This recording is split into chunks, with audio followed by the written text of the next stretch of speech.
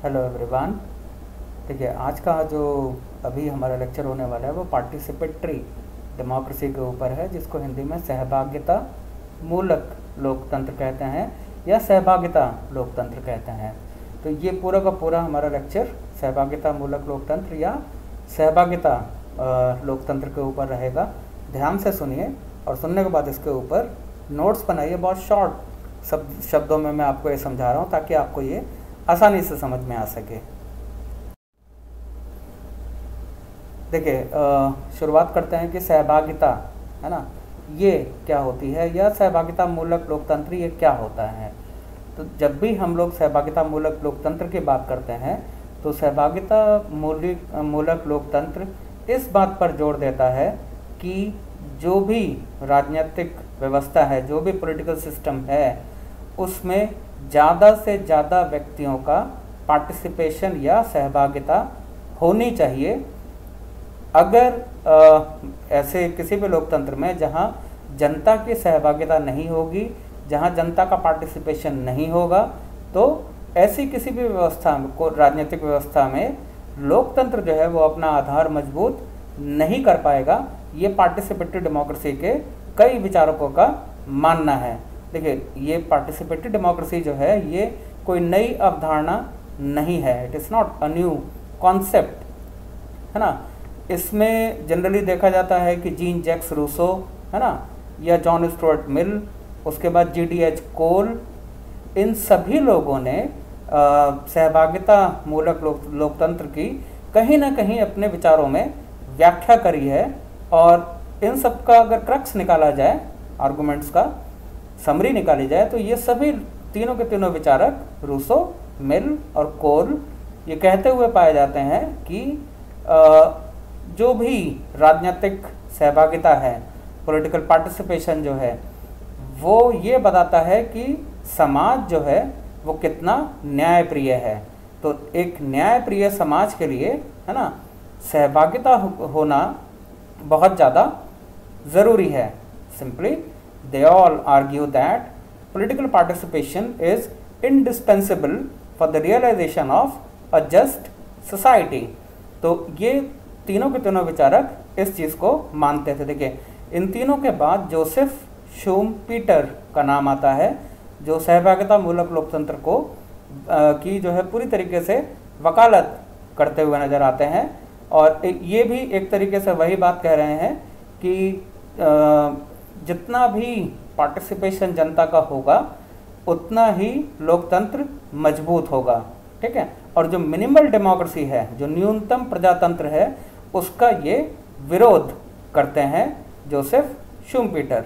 देखिए, अब बात करते हैं हम लोग अपने ये मेन डिस्कोर्स की कि सहभागिता मूलक लोकतंत्र जो है ये क्या होता है। देखिए, राज्य जो होते हैं ना, राज्यों का आजकल बड़ा आकार देखने को मिलता है और राज्यों के कार्यों की संख्या और जटिलता में वृद्धि देखने को मिलती है आजकल का जो हमारा समय चल रहा है वर्तमान काल में। और लगभग सभी लोकतांत्रिक देशों में प्रतिनिधि लोकतंत्र मतलब रिप्रेजेंटेटिव डेमोक्रेसी पाई जाती है। अब ये जो प्रतिनिधि लोकतंत्र है, इसमें सभी निर्णय नेताओं द्वारा लिए जाते हैं और इसी वजह से इसे राजनीतिज्ञों का शासन प्रणाली भी कहा जाता है, प्रतिनिधि लोकतंत्र या रिप्रेजेंटेटिव डेमोक्रेसी को, ठीक है।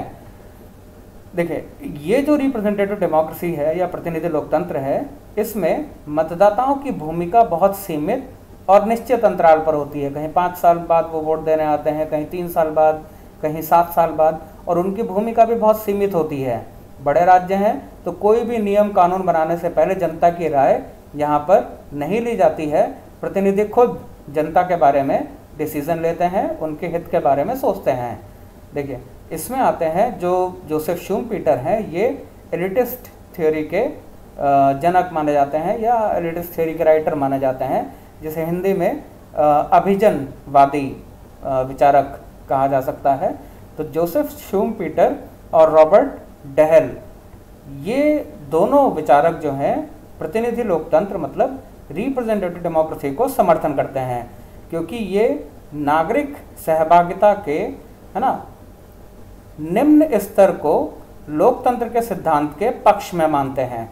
इनका यह मानना है कि जनता का जो सहभागिता है लोकतांत्रिक एक्टिविटीज़ में, क्रियाओं में, वो जितना कम होगा उतना अच्छा है।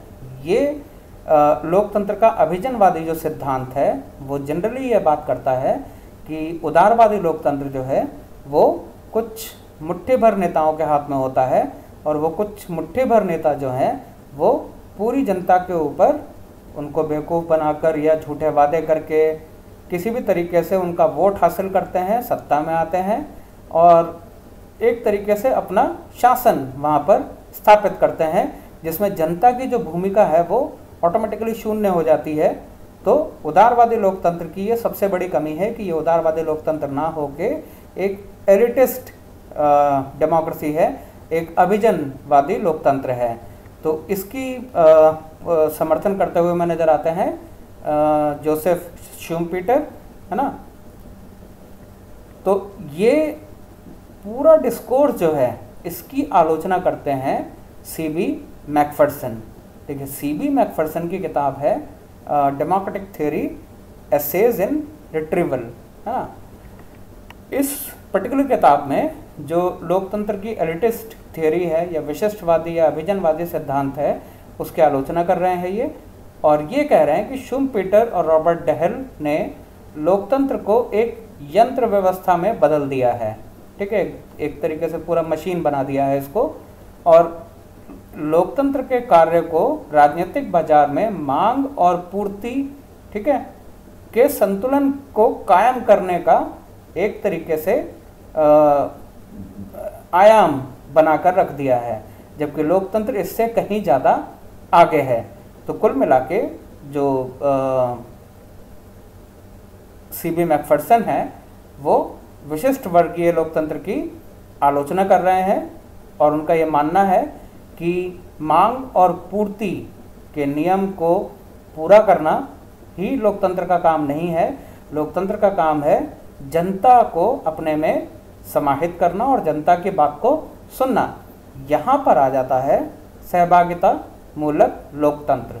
देखिए, शुरू में मैंने बताया कई विचारकों ने सहभागिता मूलक लोकतंत्र की बात करी है, लेकिन इसका जो रियल डेवलपमेंट, असली विकास जो होता है वो 1960 के दशक में शुरुआत होती है इसकी, जब विशिष्टवादी लोकतंत्र की आलोचना होनी शुरू होती है, और एक प्रतिनिधित्व का सिद्धांत जो था, थ्योरी ऑफ रिप्रेजेंटेशन, जिसकी बात मैं अभी कर रहा हूँ, उसकी आलोचना भी शुरू होती है। तो यहाँ इन दोनों की आलोचना शुरू होने के साथ साथ राजनीतिक सहभागिता को लेकर चर्चा होने की शुरुआत होती है 60 के दशक में।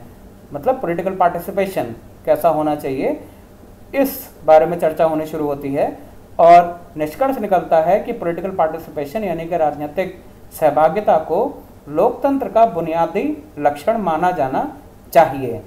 क्योंकि इस सिद्धांत का क्या मानना हो गया यहाँ पर, इसका ये मानना है कि जन सहभागिता जितनी अधिक होगी लोकतंत्र उतना ही ज़्यादा विकसित होगा। और राजनीतिक सहभागिता से मतलब ये है कि ऐसी कोई भी गतिविधि जिसके अंतर्गत कोई व्यक्ति सार्वजनिक नीतियों के निर्माण और उन नीतियों का क्रियान्वयन की जो प्रक्रिया है उसमें कितना वो सक्रिय है, कितना सक्रिय रूप से भाग लेता है। और इस प्रकार ये जो लोकतांत्रिक प्रक्रिया है इसमें नागरिकों की सहभागिता पर बल दिया जाता है। सहभागिता मूलक लोकतंत्र में लोकतांत्रिक सहभागिता सरकार और नागरिकों के बीच परस्पर क्रिया की मांग करता है। इसका मतलब यह हुआ कि ये एक तरीके से टू वे प्रोसेस है, दो तरफा गतिविधि है, जिसमें एक पक्ष क्रिया और दूसरा पक्ष प्रतिक्रिया यानी प्रत्युत्तर देता है, ठीक है। और इसके लिए पहल नागरिक या सरकार दोनों में से कहीं से भी किया जा सकता है। तब एक तरीके से सहभागिता बनेगी जहां पर नागरिक और सरकार एक तरीके से संवाद वाली प्रक्रिया में हो। ये ना हो कि सरकार नागरिकों से संवाद नहीं कर रही है और नागरिक सरकार से संवाद नहीं कर रहे हैं, सवाल जवाब नहीं कर रहे हैं। तो सहभागिता मूलक लोकतंत्र इन सब चीज़ों की मांग करता है, ठीक है। तो इस प्रकार हम ये देखते हैं कि जो वर्तमान लोकतांत्रिक शासन व्यवस्था है उसको और अधिक लोकतंत्र बनाने के और अधिक लोकतांत्रिक बनाने के लिए नागरिकों को नीति निर्माण की प्रक्रिया में सहभागी बनाना जरूरी हो जाता है। ये सहभागिता मूलक लोकतंत्र इस बात पर जोर देता है। राजनीतिक सहभागिता के जितने भी अधिक अवसर मिलेंगे, है ना, उससे राजनीतिक समस्याओं पर विस्तृत चर्चा करी जा सकती है, राजनीतिक समस्याओं के समाधान निकाले जा सकते हैं और राजनीतिज्ञों जो पॉलिटिशियंस हैं उनकी गतिविधियों एक्टिविटीज़ पर भी नज़र रखी जा सकती है कि वो क्या कर रहे हैं, क्या नहीं कर रहे हैं, और इन्हीं राजनीतिज्ञों के द्वारा शक्ति के दुरुपयोग को रोका जा सकता है। ठीक है, भ्रष्टाचार को रोका जा सकता है, या किसी भी तरीके से अगर वो जनता को बेवकूफ़ बनाने की कोशिश कर रहे हैं, जनता के लिए काम नहीं कर रहे हैं, तो वहाँ वो जनता के लिए काम करें। सरकार बनाई है उन्होंने, ये सुनिश्चित करने के लिए सहभागिता मूलक लोकतंत्र जो है वो जनता की सहभागिता को बहुत ज़्यादा महत्वपूर्ण मानता है ना। देखिए, आजकल ये माना जाने लगा है कि जैसे नौकरशाही बढ़ती जा रही है, भ्रष्टाचार बढ़ता जा रहा है, केंद्रीयकरण बढ़ रहा है बहुत ज़्यादा, हर कोई अपने हाथ में सत्ता रखना चाहता है, पारदर्शिता की और जवाबदेही की कमी देखने को मिल रही है सरकार में या सरकारी तंत्र में, है ना। तो इससे निपटने का तरीका ये है कि नागरिकों की जो सहभागिता है राजनीतिक व्यवस्था में उसको बढ़ाया जाए। ठीक है, और इस पर्टिकुलर अर्थ में प्रत्यक्ष और अप्रत्यक्ष लोकतंत्र को बांटने वाली रेखा को फिर से खींचा जा सकता है। मतलब कि एक प्रत्यक्ष लोकतंत्र में ये किस तरीके से लागू हो और अप्रत्यक्ष लोकतंत्र में सहभागिता मूलक लोकतंत्र किस तरीके से लागू हो, ये डिसाइड किया जा सकता है। देखिए, हाल ही में अभी कुछ साल पहले भारत में सूचना का अधिकार अधिनियम, राइट टू इंफॉर्मेशन एक्ट, ये पास हुआ है। और ये जो सूचना का अधिकार अधिनियम है ये सहभागिता मूलक लोकतंत्र की तरफ बढ़ने का एक महत्वपूर्ण कदम माना जा सकता है। ठीक है, क्यों? क्योंकि इस राइट टू इंफॉर्मेशन एक्ट के जरिए नागरिक जो हैं वो सरकार की कार्यप्रणाली, क्या कर रहे हैं क्या नहीं कर रहे हैं, इनकी जानकारी ले सकते हैं राइट टू इंफॉर्मेशन के जरिए। इसके साथ ही साथ कई तरीके की नई तकनीक और तरीकों का विकास हुआ है, जैसे सोशल मीडिया, है ना, या इलेक्ट्रॉनिक मीडिया। इनके माध्यम से नागरिकों की सहभागिता भी बढ़ाई जा सकती है। ठीक है, जैसे इंटरनेट बढ़ गया है ना, तो आज के डेट में इंटरनेट सबके पास है। तो इन तरीकों को अपनाकर जहाँ तक मुमकिन हो स्थानीय निकायों को शक्ति देना, नागरिकों के जो समूह हैं उनकी भागीदारियों को बढ़ाना, ये सब सहभागिता मूलक लोकतंत्र जो है ये मांग करता है और सुनिश्चित करता है कि सभी स्थानीय निकाय और जो नागरिक समूह हैं उनकी भागीदारी बढ़े इस लोकतांत्रिक व्यवस्था में। देखिए, जैसे ग्राम सभा हो जाती है ना, या नगर पालिका हो गई, है ना, ये सारी की सारी व्यवस्थाएं जो हैं ये सहभागिता मूलक लोकतंत्र के लिए एक आदर्श परिस्थिति बनाती हैं या एक आदर्श रूप का निर्माण करती हैं। अब इस बात पर भी आजकल जोर दिया जाने लगा है कि प्रतिनिधि मूलक लोकतंत्र और सहभागी जो लोकतंत्र के तरीके हैं उनको एक साथ जोड़कर जो आज का लोकतंत्र है, जो वर्तमान लोकतंत्र है, उसको और अधिक मजबूत बनाया जाना चाहिए। देखिए, इन सब बातों के अलावा, देखिए जनता की भागीदारी की बात तो हो ही रही है यहाँ पर, लेकिन इन सब बातों के अलावा ये भी ध्यान देने की ज़रूरत है कि सहभागिता की सीमा क्या होनी चाहिए लोकतंत्र में, ताकि लोकतांत्रिक क्रियाएं जो हैं या लोकतांत्रिक संस्थाएं जो हैं उनके ऊपर कोई नकारात्मक असर ना पड़े।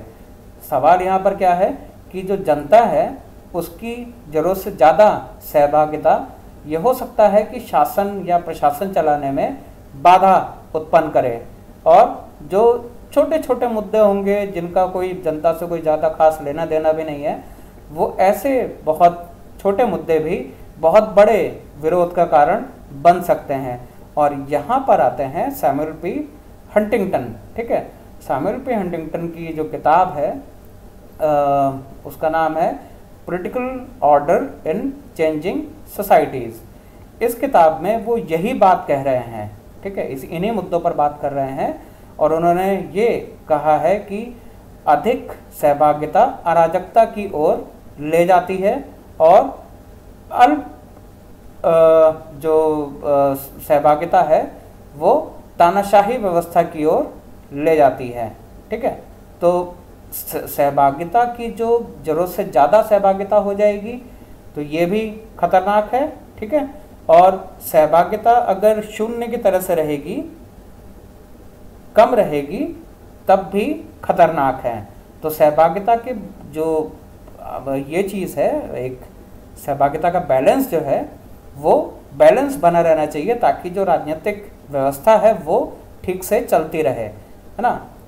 देखिए, व्यवस्था और प्रक्रिया के स्तर पर अगर देखा जाए तो सहभागिता मूलक लोकतंत्र के लिए जो आवश्यक साधन हैं, है ना, वो उदारवादी लोकतंत्र में पहले से ही मौजूद हैं और इसीलिए सहभागिता को बढ़ावा देने के लिए कोई ठोस कार्य की ज़रूरत है, सिद्धांतों की नहीं। मतलब अगर ठोस कार्य किए जाएं, जैसे right to information act pass किया गया, इस तरीके से कोई ठोस कार्य अगर सरकार के द्वारा किए जाते हैं या जनता के द्वारा मांग करी जाती है ना, तो वो ज़्यादा फ़ायदा पहुंचाएंगे। थियरीज या सिद्धांत सहभागिता मूलक लोकतंत्र को उतना फ़ायदा नहीं करेंगे। और सहभागिता मूलक लोकतंत्र के जो पक्षधर हैं वो आशावादी भी दिखाई देते हैं। उनका ये मानना है कि जनसाधारण के सहभागिता को एक सीमा तक बढ़ाना ही ज़्यादा उपयुक्त होगा, क्योंकि उसके बाद वो हानिकारक बन सकती है। जैसे सार्वजनिक नीतियाँ हो गई, है ना, निर्णय हो गए, कार्यक्रम हो गए, इनके हितकर परिणाम आने में समय लगता है। ठीक है, और इसके अंतर्गत जो जन कल्याण के उद्देश्य से है कोई भी कार्य किया जाता है, उन पर उनमें से कुछ पक्षों के ऊपर, है ना, बोझ डालने की ज़रूरत भी महसूस हो सकती है। अब क्या आम लोगों में इतना धैर्य है या उनमें इतनी सूझबूझ है कि वो इन सब परिस्थितियों को सही तरीके से आकलन इसका कर सकें?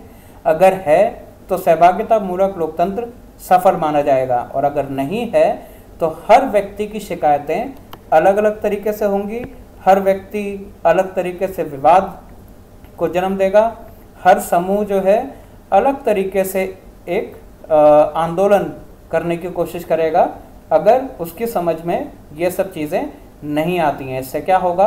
राजनीतिक जीवन अस्त व्यस्त हो सकता है और सामाजिक जीवन अस्त व्यस्त हो सकता है, और आम आदमी जो है, जो सहभागिता से जिससे उम्मीद की जा रही है, वो सहभागिता का रूप ना लेकर एक भीड़ का रूप धारण कर लेगा, और यहाँ पर ऐसी भीड़ को अनुशासन में या नियंत्रण में रखना बहुत मुश्किल हो जाएगा।